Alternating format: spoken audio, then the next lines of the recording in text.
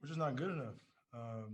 Obviously, chemistry, talent-wise, just everything. And I love this city. I literally everything that I can.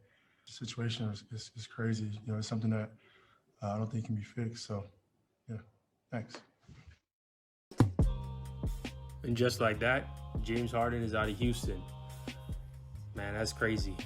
What up, man? It's African Mamba. Just giving you guys my take on what I thought about today's trade that occurred in the early afternoon.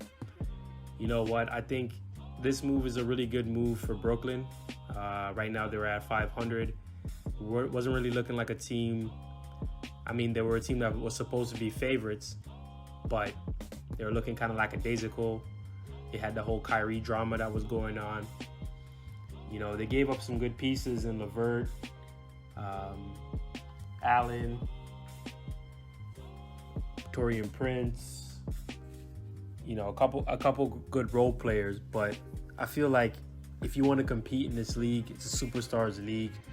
You need top tier talent. You need to be in win now mode. Kevin Durant, he's not going to be there forever. And this is a good incentive for him to re-sign once his contract situation is over. Kyrie's being Kyrie, he's being himself. And that's a good thing and a bad thing. Good thing meaning when Kyrie's playing his game and he's out there on the court, he's one of the top 5 point guards in the league. But, when he's being the other Kyrie, he's kind of a distraction to the team. People question his leadership, whatever the case may be. For myself personally, when I look at Kyrie, I'm like, man, the guy wants to live. Let the man live. He's living his life. It is what it is. You kind of do what you got to do and live with the repercussions of your actions, and you just own up to it. You know what I mean? So I don't dig too deep into what these guys are doing in their personal life. If James Harden's out here throwing dollar bills at strippers, I'm not really too concerned with that. What I'm really focused on is how are you playing on the court. Now, the first thing that comes to my mind when I hear that James Harden's going to the Nets is there's only one basketball. There's only one basketball and there's 24 seconds shot clock. That's the thing. So I'm wondering who's going to play off ball. Whenever you have 3 ball dominant ISO scorers or 3 dominant superstars, someone always got to take the back seat. In my opinion, that's likely to be Kyrie because he's a point guard. He should look to facilitate. He's got 2 excellent scorers on the wing for him. But, at the same time, is he really going to buy into playing the third fiddle? The whole point of him leaving Cleveland in the first place is because he didn't want to be in anyone's shadow. He wanted to be the guy shooting the last shot. But realistically speaking, I mean, you're playing with Harden and Kevin Durant. You're not better than those 2 guys, right? So as great as Kyrie is, he's going to have to defer to those guys. And I don't know how that's going to play out. If he's willing to buy in, then, they have a chance. But I think that's really going to be the key to this team to see if they actually succeed or not, is if Kyrie buys in. It's really going to come down to Kyrie. So if he really wants to be that leader, he wants to be that consummate leader, he wants to be the guy that rallies the troops, brings everyone together, then Brooklyn has a chance to easily come out the East. Easily. Because KD, I mean, this guy's coming back off of an Achilles injury and he's playing ridiculous right now.